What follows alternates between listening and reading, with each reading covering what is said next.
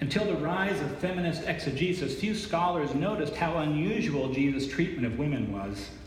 Through the lens of feminist biblical interpretation, however, we can now see that in every single encounter with women in the four Gospels, Jesus violated the customs of his time. Respectable Jewish men were not to speak to women in public. Jesus freely conversed with women, for example. A woman was to touch no man but her spouse. Jesus was touched by women and touched them. Jesus' disciples illustrate a new domination-free order. His loose band of followers is scandalously mixed for the time, including prostitutes like the one who washes feet with her tears, women such as Mary Magdalene, who was freed from demons, and aristocratic women like Joanna, as well as other women who, quote, provided for them out of their resources in Luke chapter 8. It was without known precedent for women to travel as disciples with a teacher, and some of them, like Joanna, left home, family, and husband to do so.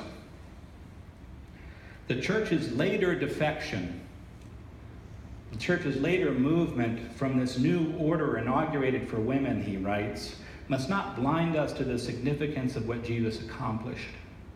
Humanity has scarcely begun to take the measure of his message. Biblical feminism not only is an authentic extension of Jesus' concerns, it has made it possible for us to understand significant aspects of his message as well.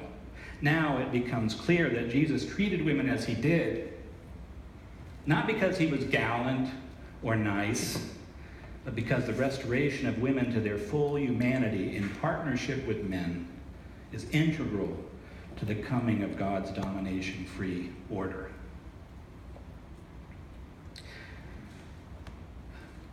Thinking about this, it struck me that the ultimate hidden figures to which these scriptures point may actually be those inside all of us, women and men.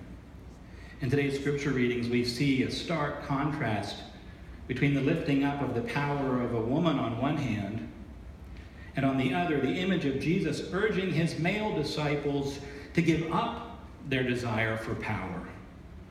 To give up their desire for power over others is the way to greatness. Whoever wants to be first, he told his male disciples who were arguing who was the greatest. Whoever wants to be first, whoever wants to be great, he said, must be willing to be last, which really meant to them to make room for others, to bring others in ahead of you, and to be the servant of all. This isn't a prescription for either male or female roles that Jesus is offering us here, but for a new way of being human, a new way of relating to one another and treating each other in a spirit of mutual care and dignity. The truth is that all of us, men and women, have been distorted by the practice of patriarchy and oppressive social patterns based on power over others. All of our self-images have been distorted by that. Jesus invites us to try a new way of being and living, where we might discover the hidden figure inside each one of us. Not someone grasping for power or crushed by oppression, but someone who is strong yet vulnerable, wounded yet healing, and learning to love as Christ loved. May each of us find that hidden figure, that imago Dei, the image of God within, and come to recognize it in others as well. For only when we begin to recognize that image within us, that hidden figure within us, will we be able to walk together toward the beloved community where all God's children have a place at the table. Amen.